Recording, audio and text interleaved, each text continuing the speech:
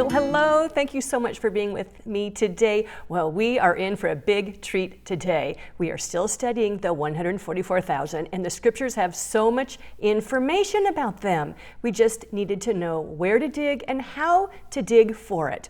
Okay, so what we're going to notice is in Revelation chapter 7, right after the 12 tribes receive God's seal on their foreheads, the scene changes. And you know where the scene goes to? Oh, the throne room of God. And what is fascinating is that scene is the newly resurrected, raptured church that went up in Revelation chapter 12, verse 5. Oh my goodness, we are seeing something incredible. Well, let me read to you about that mid-trib rapture in Revelation 12:5. It says, "And she gave birth to a son, a male child, who is to rule all the nations with a rod of iron, and her child was caught up to God and to his throne." Okay, now let's read what is recorded in Revelation 7, right after the 12 tribes are sealed. And we're going to see specifically who was in that rapture of the man-child, who went up at mid-trib. So it starts out, Revelation chapter 7, verse 9, and I'm going to skip through some past verses to verse 14. So Revelation 7:9, New American Standard Bible. "After these things," after what things? Well, the sealing of the 12 tribes. "I looked, and behold, a great multitude, which no one could count, from every nation and all tribes and peoples and tongues, standing before the throne and before the Lamb, clothed in white robes, and palm branches were in their hands."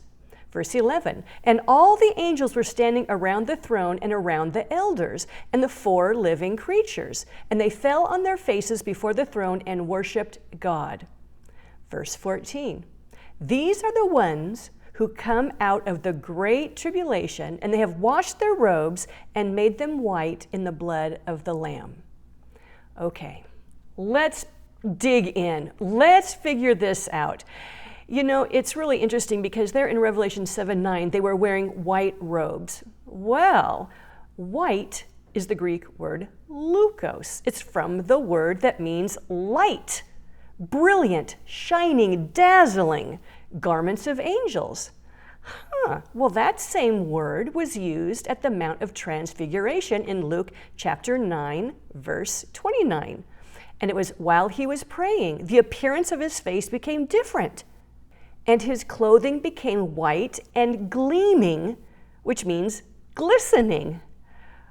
So here we're seeing that the resurrected, raptured church is standing before God in these same white, glistening, gleaming, shining garments.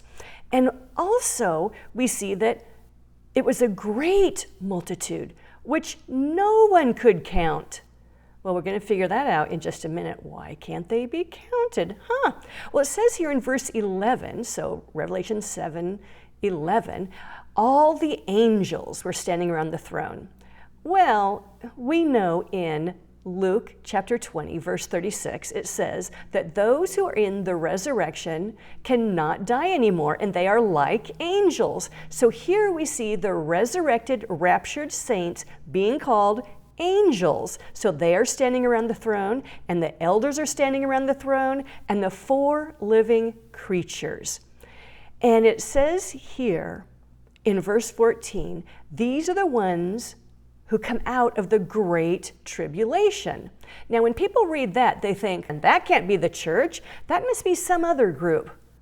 Not so fast. Think about this.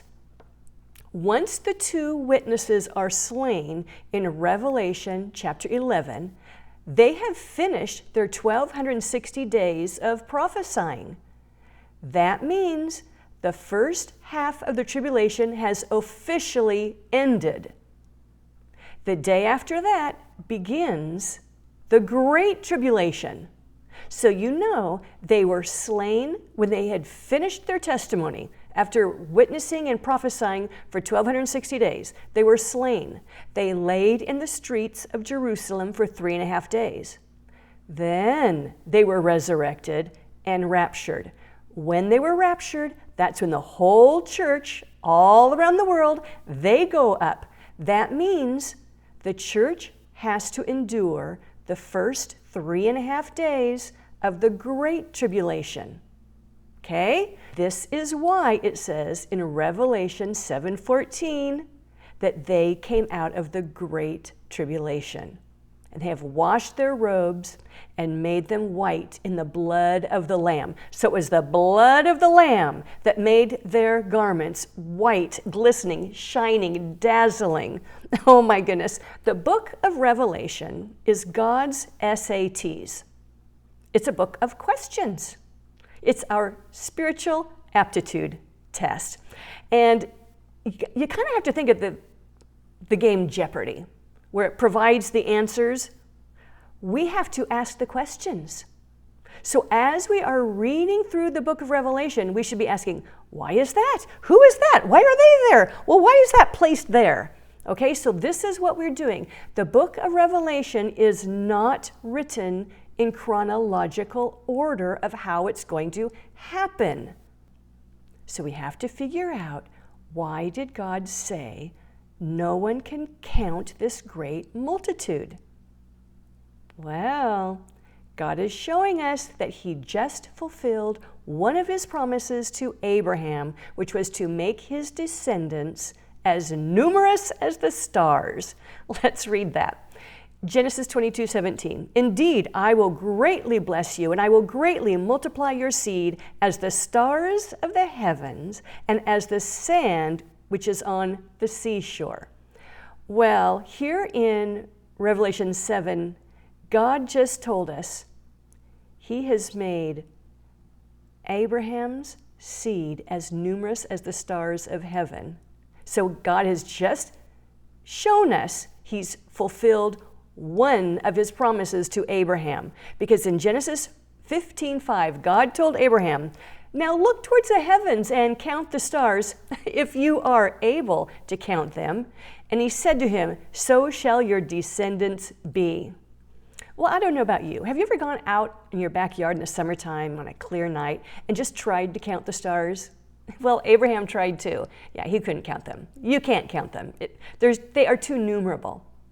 So this is why we are told that no one can count all of these people, all of the resurrected and raptured saints standing at the throne, because they are as numerous as the stars. They are the heavenly descendants of Abraham. Now it will be the remnant that will be the earthly, as numerous as the sand on the seashore, okay? Now, we know that God can count them. God can count the stars. It says in Psalm 147, verse 4, he counts the number of the stars. He gives names to all of them. Oh my goodness. See, if he can count our hairs, certainly he can count the stars. He can count the angels. All right. Now, there's more questions I have for God as I read this passage. I'm just going to give you 3 of them here. Where is the bride that went up pre-trib? Why isn't she standing around the throne with the church? Why isn't she standing there worshiping with the church that was just resurrected and raptured? Huh? Don't you wonder? She's not mentioned in this passage. Oh, I know the answer. God wants us to keep our attention on Abraham for just a little bit longer. The reason why the bride is not in the Revelation 7 group standing at the throne is because she is Revelation 12:1. A great sign appeared in heaven, a woman clothed with the sun and the moon under her feet, and on her head a crown of 12 stars. That's the bride. She is shining her bright light. She is as stars. She is as angels. She has made this constellation pattern of what we call the Virgin. Okay? Because at this mid-trib scene, it's going to be so dramatic, so difficult, so hard for the church that God tells them, look up. your redemption is nigh. Well, what will they be looking up at? They're going to see the pre-trib raptured bride in that constellation pattern. And they're going to know, any day now is our redemption. Okay? Now, verse 2, Revelation 12:2, that's a different woman. She was with child and she cried out, being in labor and pain to give birth. Okay, so that's not the bride. See, there's prophecies that says there's two women. One gives birth and she's not travailing. But one has to travail before she gives birth. All right? Well, Paul talks about this in Galatians chapter 4, verses 23 through 26. But the son by the bondwoman was born according to the flesh, and the son by the free woman through the promise. This is allegorically speaking, for these women are two covenants. See, there's two women. There's Revelation 12:1 and there's Revelation 12:2. Two different women. So this is allegorically speaking, for these women are two covenants, one proceeding from Mount Sinai, bearing children who are to be slaves. She is Hagar. Yeah, she's in the desert. She's the one, that is in travail. Verse 25, now this Hagar is Mount Sinai in Arabia and corresponds to the present Jerusalem, for she is in slavery with her children. But the Jerusalem above, she is free. She is our mother. All right, so this is Paul, knowing he is speaking to the church. Now, Paul, if he were born in our day, he'd be the bride, he'd be a raptured pre-trib. But he knew he wasn't. He said to know him in the power of his resurrection. So he knew he was going to be resurrected at mid-trib as the church with the main harvest. Okay, because he knew the first fruits of those who are asleep happened with Jesus 2,000 years ago on the cross. So Paul is going to be resurrected mid-trib with the church. Oh my goodness. Okay, Paul also says in 1 Corinthians 15:41, there is one glory of the sun, and another glory of the moon, and another glory of the stars, for star differs from star in glory. Well, isn't that interesting? Because in Revelation 12:1, that great sign that appears in heaven, that woman clothed with the sun, the moon, and the stars, Paul refers to all three of them in 1 Corinthians 15. He saw that constellation pattern maybe in a vision. He saw that mid-trib rapture of the church in one of his visions. I don't know. At some point, that revelation was made known to him. He knew there was more than one rapture. So he knew his ministry was to the church, and they would have their rapture at mid-trib. So this is the reason why the bride is not in that Revelation chapter 7, verse 9 through 14 scene at God's throne when the church has just been resurrected and raptured. It's because she's been up in the sky in that constellation pattern for them, so that when they looked up, they could see they were going to be raptured any day. And when you read further in Revelation chapter 12, you're going to see she's going to be the one leading the woman who missed the mid-trib rapture, the one who had just given birth. All those people, they missed the mid-trib rapture. She's going to be leading them to a safe place in the wilderness, and she's going to be supplying them with provisions. That's why she's not there, worshiping at the throne with the newly resurrected, raptured church in Revelation 12 and Revelation 7. She's serving. Wow. Okay, you guys, that's it for today, and there's so much more about the 144,000. I cannot wait to give you more. There's so much revelation in these passages. Thank you for watching all the way to the end.